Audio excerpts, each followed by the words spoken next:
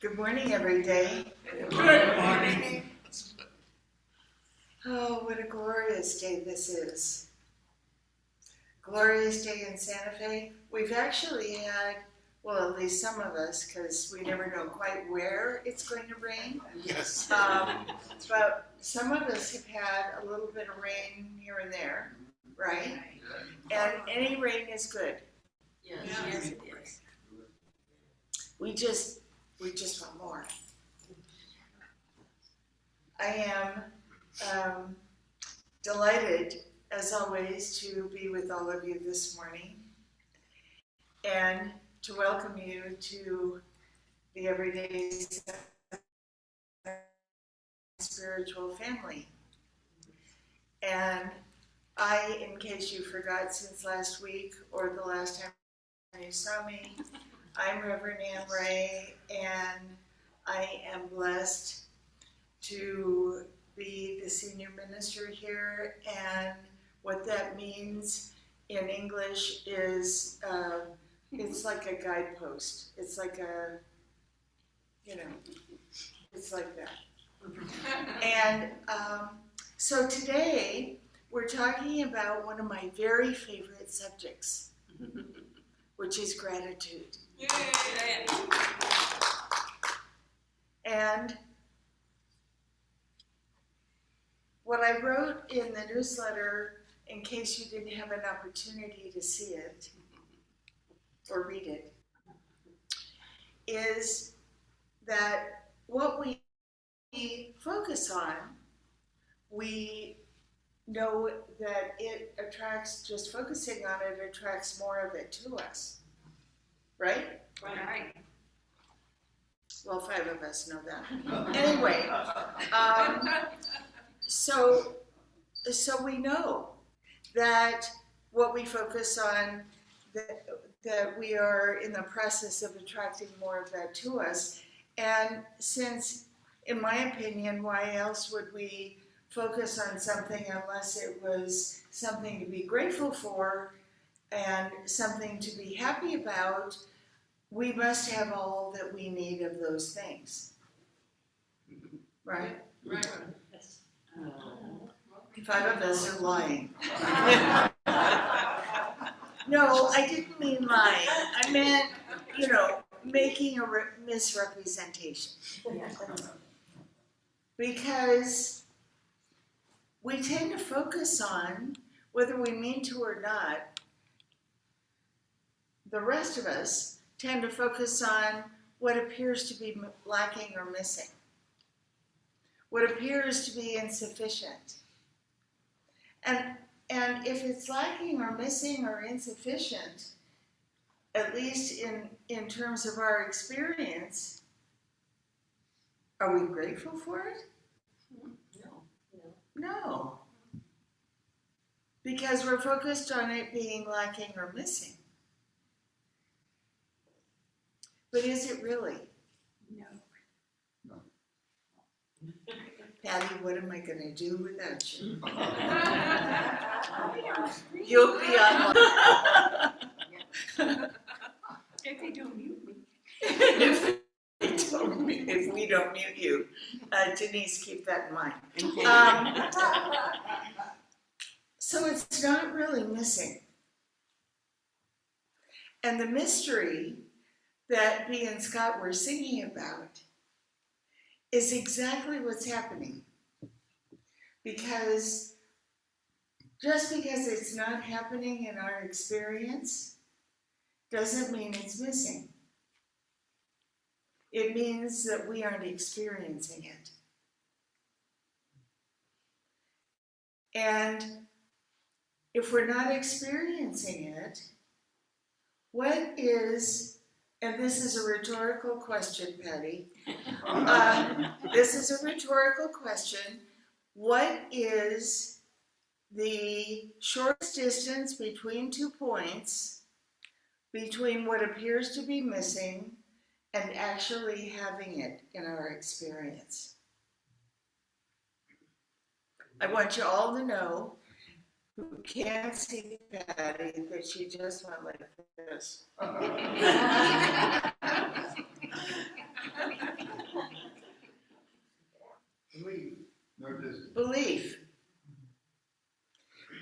Because what's the truth? So sometimes it's just really important to me to start with the basics, because then we all get to remember, oh yeah, I remember that. I remember there's one life, and I remember that life is all life, and that includes my life, and that includes our life, and that includes all life around us, no matter what outfit it's wearing. If it's wearing the sky outfit, or the cloud outfit, or the juniper outfit, or the Reverend Ann outfit, what do you think? All life is itself. So if all life is itself, then there is nothing missing. How in the world could there be anything missing? It doesn't make sense. There's nothing missing. The difference is that in our human experience, we can't spend it, or eat it, or drive it, or live in it, yet. And so, from our frame of reference, in terms of what the knowledge that we have accumulated so far, and I'm not sure I would call it all knowledge, but I would say information, that we came to believe was true. So in terms of all of that, if we can't drive it or eat it or sleep there or spend it, then it doesn't exist. And it's not the same thing.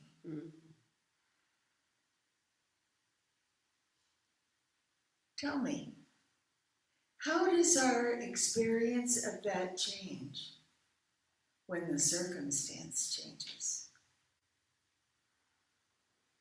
When we can drive it, we can eat it, we can spend it, we can sleep there, we can give it away, because our sufficiency is so great that we have more than enough to share with whomever we please. What changed? What changed? Sure, our experience changed, but so did our belief about our experience and our perception of our experience.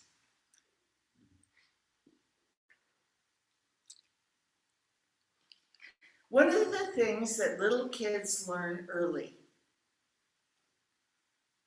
is to say thank you first. Excuse me. Bless you on the truth. Thank you. I always love when that happens. Little kids learn to say thank you first because they learn who is going to deliver on a promise. Now, in my case, it was my grandmother. She didn't make a promise she wasn't going to deliver on. And I knew one of the last promises, this will probably make me cry, one of the last promises she made to me while she was still alive was that she would make me these gigantic pink satin bows for my braids. Now, at my age, which was 5.5, of course, they seemed gigantic, like, really. They were pretty big, though, and they matched the dress that she had made for me perfectly. And we were going to a wedding, she and I had to have those bows. I have no idea why I had to have those bows. But she had promised them to me, which probably was part of the reason I had to have them. She said, "Oh, and I'll make you bows for your braids." And, you know, I wasn't taking into consideration the fact that she was feeling tired or weak, or maybe she made the promise when she had more energy and now she didn't have as much energy. I mean, I wasn't aware at 5.5 because I was thinking about my braids. And if I didn't have pink bows for my braids, then I wasn't going to be happy. It's so funny how our perspective changes. It's so funny what I realize about that moment now. Because I was getting all kinds of signals from her that she really wasn't up to making giant bows for my hair. But was she going to let me down? No. No way. And I knew it. Now, do we have the same faith in spirit, God, the universe, the cosmos, whatever name you want to use for it? Do we have the same faith that I did in my grandmother? Because I knew no matter what, those bows were coming. I could see myself. Even then, I knew about mental equivalence. I could see myself walking into the wedding with these giant pink bows. And I was already, in my mind, I was all decked out in my pink outfit with my giant pink bows, and I could see the whole thing as if it had already happened. Mm. Now, some people have a little issue with mental equivalence because getting, I would say, so wrapped up in the feeling of what it is that we are imagining that it is as if it's either happening now or has already happened. What's interesting about that is that we don't seem to have any issue with the mental equivalence about what we don't want. We can easily imagine that as if it's already happened. Mm-hmm.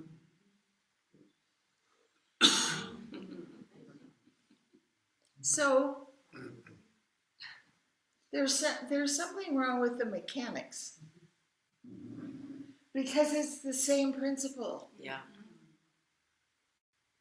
It's the same principle. When we become so clearly invested in, first of all, knowing that if there's one life and it's all life and it's my life and it's everything around me, so therefore it must contain the fulfillment and fruition of anything that I can imagine. And by the way, I'll just add that we wouldn't imagine it if it didn't already exist for us. Exactly. That doesn't mean somewhere, and that doesn't mean someday. That means that it already exists for us, or we wouldn't and couldn't imagine it. Any great inventor, any great thinker has known that there was a solution, that there was a way, that there was an approach, that there was at least a first step towards what it was that they were imagining. And all that is asked for us and of us is to take that step. Mhm. Right, Penny? Right. I know she's just itching to say something. All that is asked of us is to take that step. And then take the next one. And we may not even know what the next one is until we take the first one. And that's okay. It's okay. You know, when we're traveling from one place to another, when we're traveling from Atlanta to, God bless you on the truth, when we're traveling from Atlanta to Santa Fe, and we're figuring out how we're going to get there, where we're going to stay, what we want to be in proximity to, at least so far as we know, we're figuring out all those things. Have you ever gotten to somewhere you were going and had everything that you had planned change? Yes. Everything. Everything keeps it. Maybe it rained the whole time that you were in Hawaii. Well, the beach is great in the rain, but that isn't necessarily what you had in mind when you left New Mexico. So we discover, with every step, we have the opportunity anyway, whether we do it or not, we can discover something new. Because with every choice, we have what? More choices. Thank God, one person knows. I'm trying to With every single choice, we have more choices. And more choices than we could have foreseen. So from those choices, we choose again. And from those choices, we choose again. Part of being new every day and remembering that we're new every day and that we're actually new every moment and that we have the opportunity to start with a fresh slate every single second of every single day is doing just that.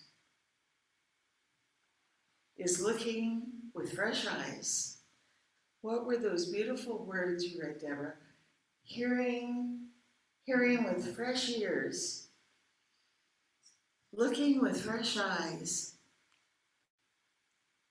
Opening ourselves to the availability of feeling around us, because everything around us, I know you're going to maybe think I have stepped off the plank here, but everything around us is giving us information.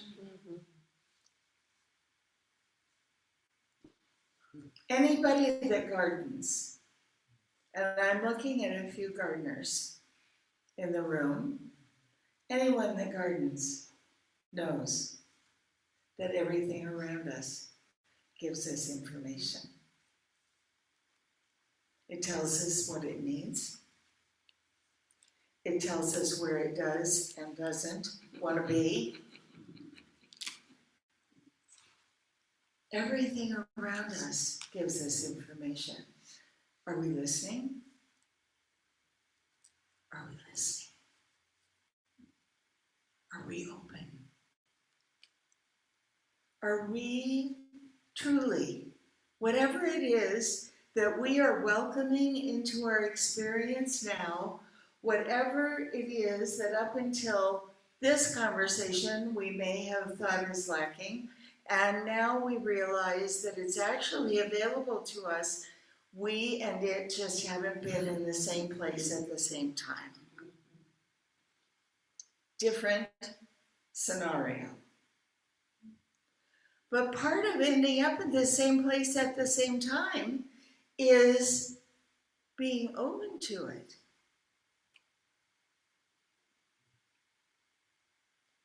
Is actually being aware of what we imagine it feeling like when we're in the presence. We're having the experience that we're imagining. Because I will tell you what, if we can't imagine it at the feeling level, we have more class to take. We have things to review. It isn't an intellectual experience, this life. We use our brains, and our brains are very helpful most of the time. There you go. But our hearts are much more helpful. Our intuition is much more helpful. Our instincts are much more helpful.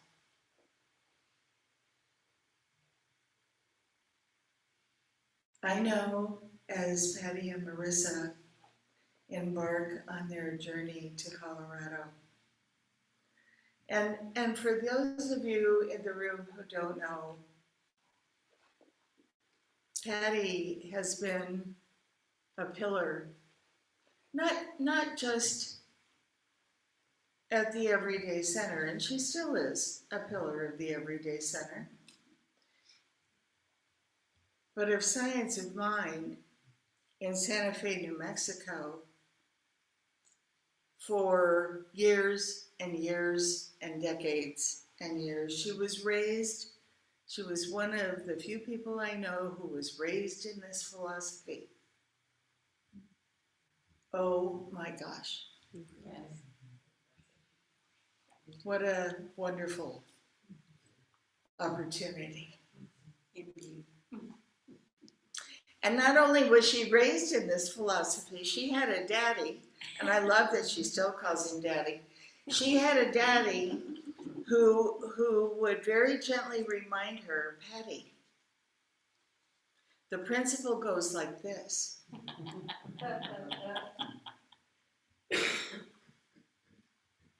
The law of circulation is unfailing.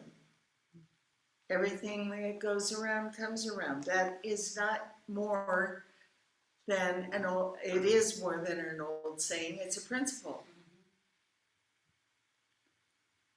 Attraction is a principle. So we have been very blessed. I have been very blessed.